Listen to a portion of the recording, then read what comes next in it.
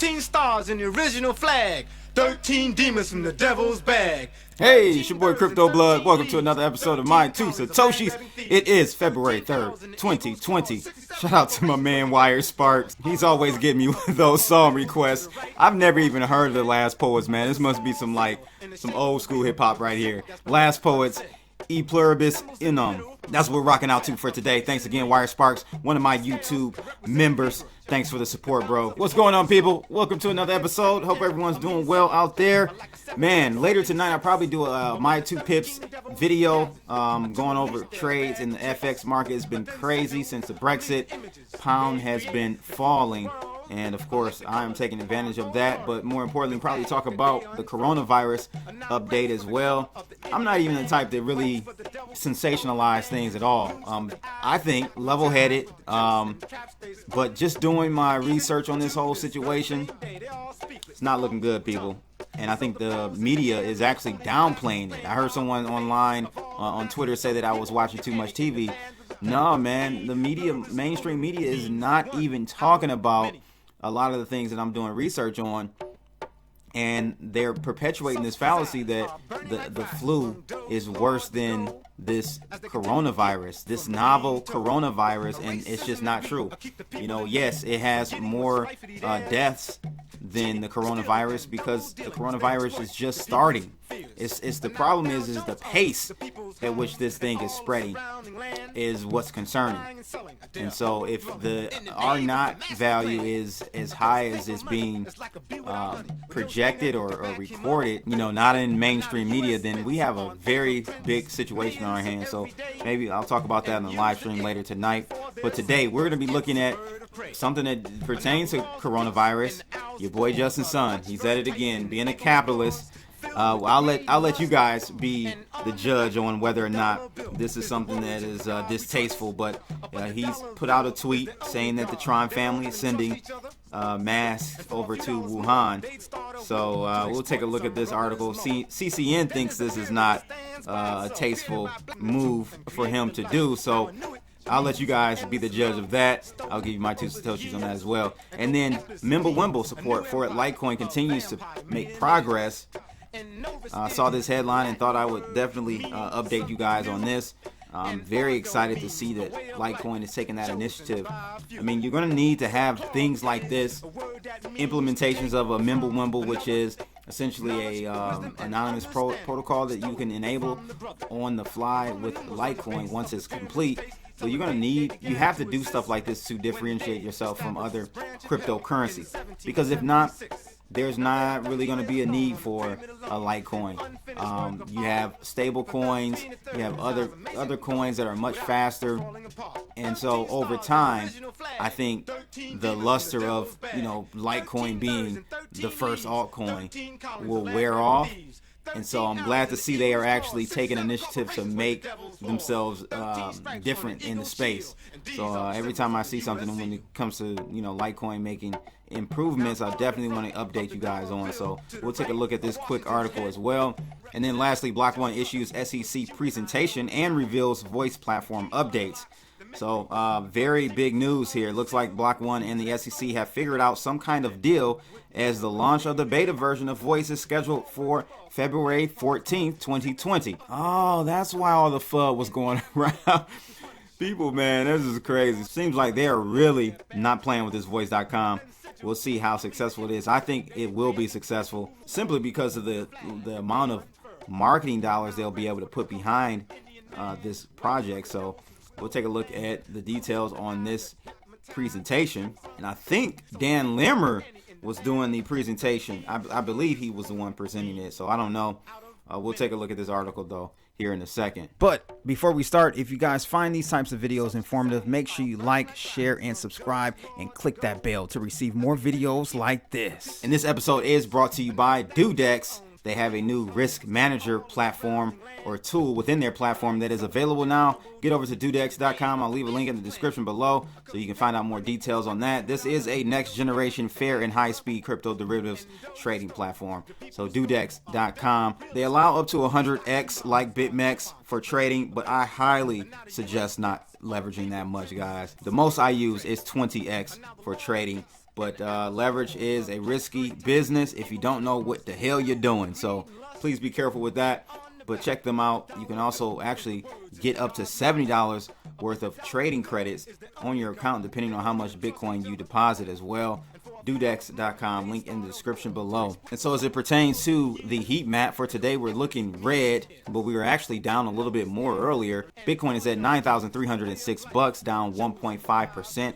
Ethereum down 1% to $189.90. EO still above the $4 handle, $4.21, down 1.8%. XRP down 2% to 25 cents. Litecoin down 3.3% to $69.72. And BNB is down 1.7% to $18.34. And as you can see, we are having a big issue here getting past the 9,400 level. I thought this move right here was definitely going to take us lower, but you got the bulls standing in line. They are really drawing a line here. As I draw this horizontal line, they're drawing a line in the sand as far as where they're trying to bid up this market. However, the longer the bulls can't break or breach above this 9,400, I believe the higher the probability that we see a move downward. So now I can get rid of this Bart Simpson. That didn't really pan out, but what I do want to show you is that we possibly have another head and shoulders forming here. So we'll have to watch this area closely to see what's going on, if that is a true head and shoulders. Head and shoulders means that we head lower after this. So we'll have to see what happens though. But technically speaking, we're at a crossroads with Bitcoin in the near future. Nothing long term, just short term price action going on here. So I'll keep an eye out on that for you. But let's take a look at what Justin Sun is pulling the stunt on now. Well, at least that's what CCN is saying. Outrageous coronavirus stunt proves Justin Sun will go full cringe to shield TRON. It says this week we see a cryptocurrency fight the coronavirus as TRON's founder, Justin Sun, does his best to capitalize on yet another tragedy, they say. It says Justin Sun, the CEO of TRON, is on his way to help the people of Wuhan province with a box of face masks. The founder continues to live up to his reputation for capitalizing on any opportunity to advance his own cause. The real beneficiaries here are TRON and Justin Sun himself, they say, who knows the value of a well-timed tweet.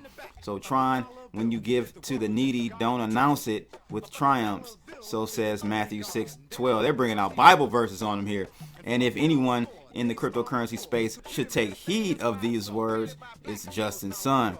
So on Wednesday, Justin Sun, the founder of TRON, declared he was on his way to help fight the coronavirus. Judging by the photos Sun posted, that primarily means distributing face masks. Assuming there's a shortage of face masks in the city, it would be hard to see Sun's actions as anything but commendable, except for the fact that TRON and Sun himself will likely benefit most from this publicity stunt. Sun made sure to mention his cryptocurrency project in the heroic announcement. As if tweeting about his charity efforts weren't enough, he also snapped up some dramatic selfies while posing with his serious face. And then we even have a video footage of Sun himself breaking his back to make sure he and his TRON logos were visible as much as possible. Look at this video really quickly.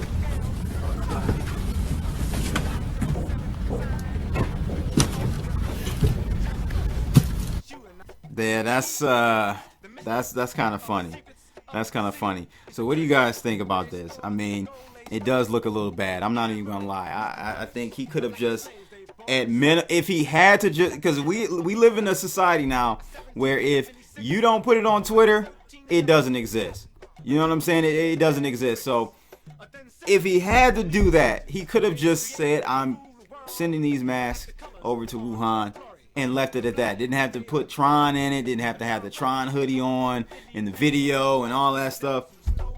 I don't know, man. I think it was a little tasteless, in my opinion. But hey, we know that's how Justin Sun rolls.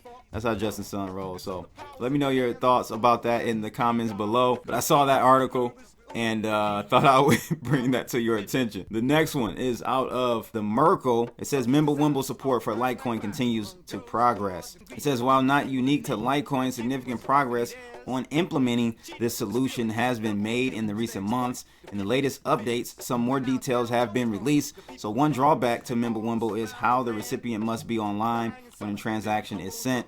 This is required for communication over this protocol. So developer David Burkett will submit a proposal in the coming weeks, and one that removes this need. And additionally, this will eventually allow for hardware wallet support.